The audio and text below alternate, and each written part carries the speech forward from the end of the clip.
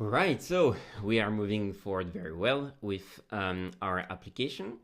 So now that we have like the list of all the doctors for each hospital, let's now work towards implementing the appointment schedule feature. To do so, we are going to need to understand one specific relationship in SQL databases, which are many-to-many database relationships.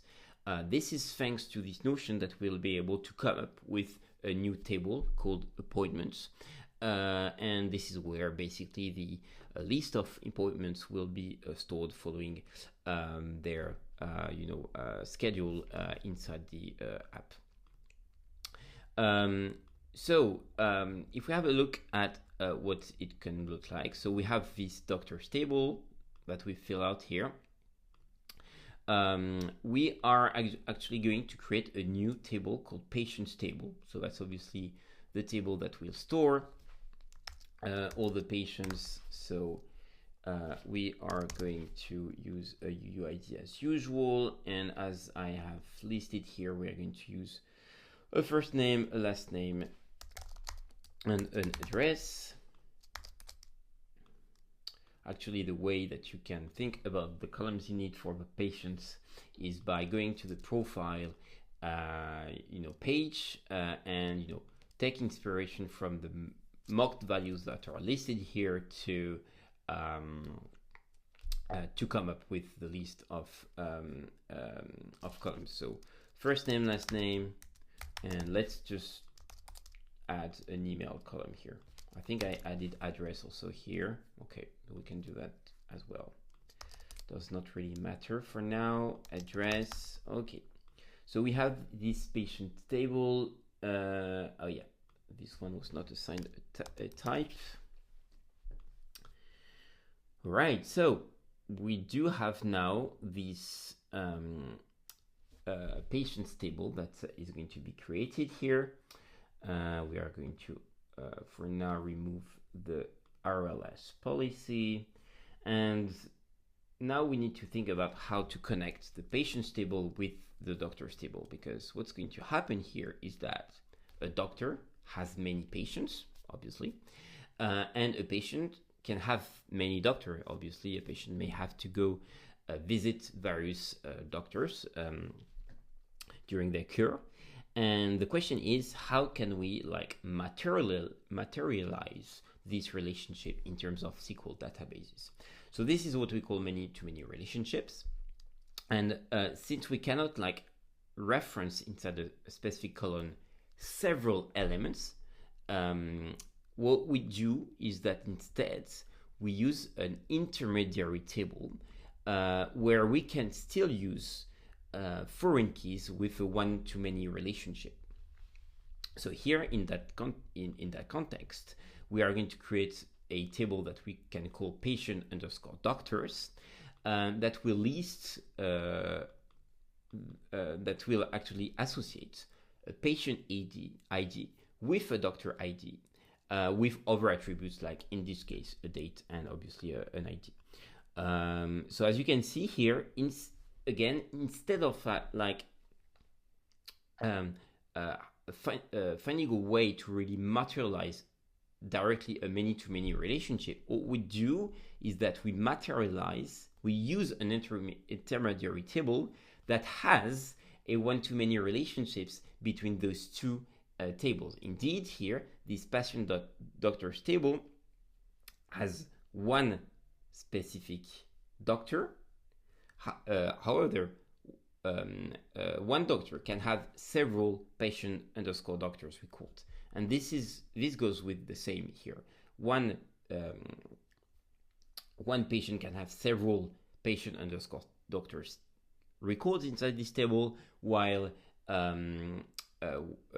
one record inside this patient underscore doctors table can have only one specific patient. Obviously, here we are talking about the patient underscore table, but we should actually call it, but that's like the theoretical way you would call an intermediate table in the wake of many-to-many relationship, but that the proper way would obviously to call it an appointments table, and that's why we are actually going to call call it obviously an appointments table. So in other words here, the appointments table is built in such a way that, it is associated to a specific patient and to a specific doctor, with obviously some other attributes like the date. We could also add the location.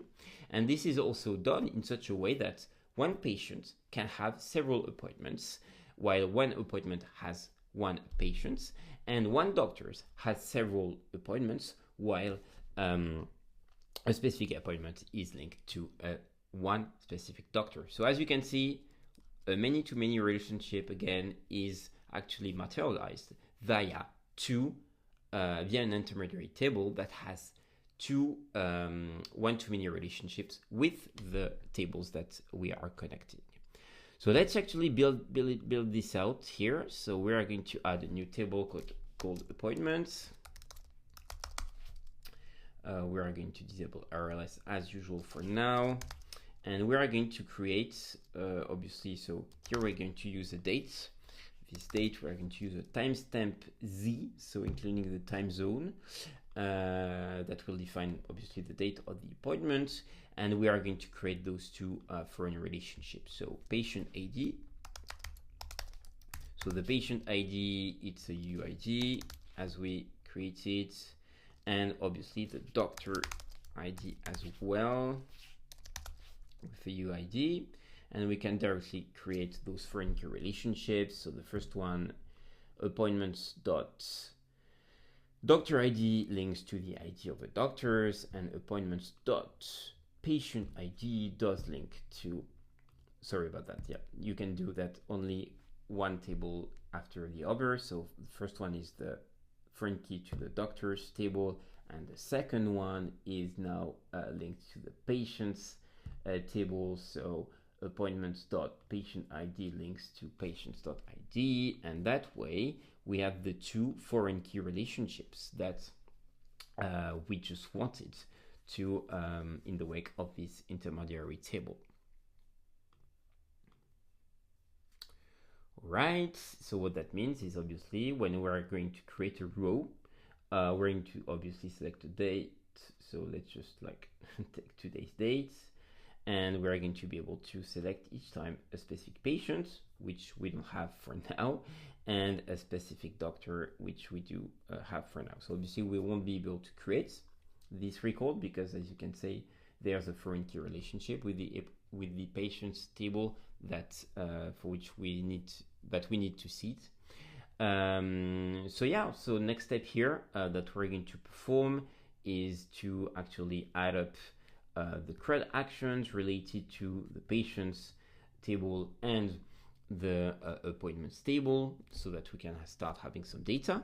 And yeah, and so I'm going to do that. You now know the drill. We've already used this prompt enough for me to show it again to you in live. And once we have done that, well, we have all the keys to actually come up with like that full-fledged feature, the most important feature of our app, which is basically making it possible for patients to select and schedule an appointment with a doctor.